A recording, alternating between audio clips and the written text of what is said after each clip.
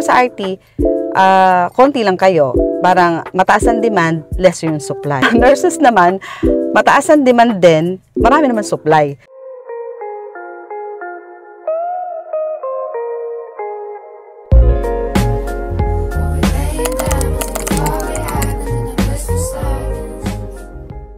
Hey guys, and welcome back sa ating channel. Medyo maaga pa, sinuot ko na itong aking gown kasi dito tayo naka-duty sa ibang branch ng hospital namin. So, nag-start kami parang 3, 4 o 5 months ago na naro-rotate kami sa ibang branch ng hospital, but same company. So, naisip ko lang na why not na magawa tayo ng vlog about RT. Gusto mo yun? Kung taga-RT ka, alam ko na gusto mo to. Kung hindi ka naman taga-RT guys, you can skip this video, but baka naman gusto nyo panoodin yung iba nating vlogs about the daily vlogs, about my life here in Dubai, something like that.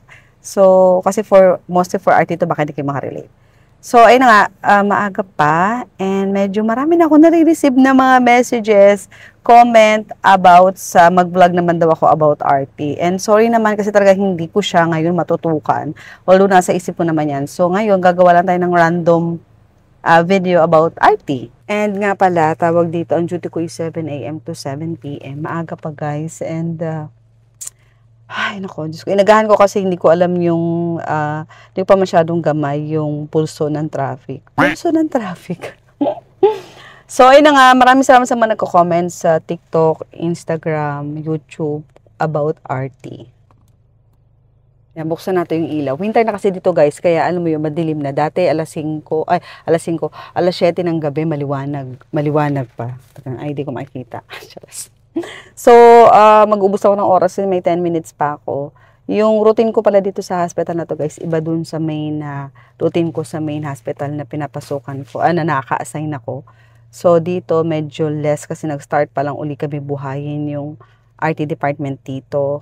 Pero, ang responsibility mo dito ay hindi rin basta-basta kasi ikaw magde-decide sa gagawin sa pasyente. And by the way, kakatapos na ng RT week, baka gusto niyo panood din yan sa recent vlog. Punta kayo sa playlist natin about RT, makita niyo yan dyan para magka-idea kayo kung ano itsura namin mga RT dito sa Middle East.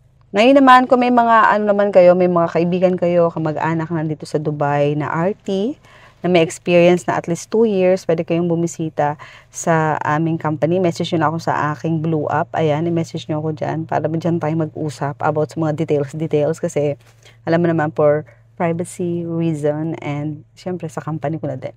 So, yun.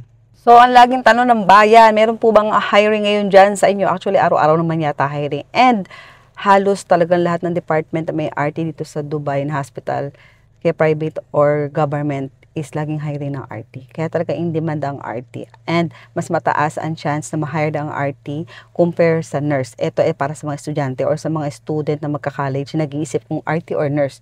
Ang RT kasi parang overrated na, overwhelming na sila, sobrang dami nila. Although talagang very much needed naman sila sa mga hospital. Kaso yung chance of na ma-hired ka, mas less. Kasi syempre sa RT, konti lang kayo. Parang mataas ang demand, less yung supply. May ganun, di ba? Sa nurses naman, mataas ang demand din, marami naman supply. So, nag-aagaw-agawan sila kung sino ma-hired. Alam mo yun? So, yung chance, medyo maliit pagka ma-hired ka as a nurse compare sa RT. Something like that. Am I making any sense? So guys, ayun na lang muna ang vlog natin. Short lang to, pero sana na-refresh tayo sa RT topic natin. And alis na ako kasi may 3 minutes na lang para maglakad, para umakyat doon sa taas and mag-receive ng endorsement. Diyos ko. So ayun lang. Maraming salamat sa panood. Huwag kalimutan na mag-subscribe baka naman. And kung RT ka, i-share mo na din to sa mga friends mo. Or kung may mga kamag-anak ka na magka-college, i-consider nila na mag-take ng RT. Compare sa nurse.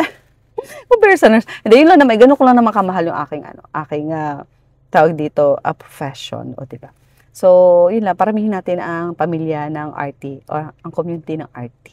So, maraming salamat sa panonood. I'll see you in my next one. Bye-bye.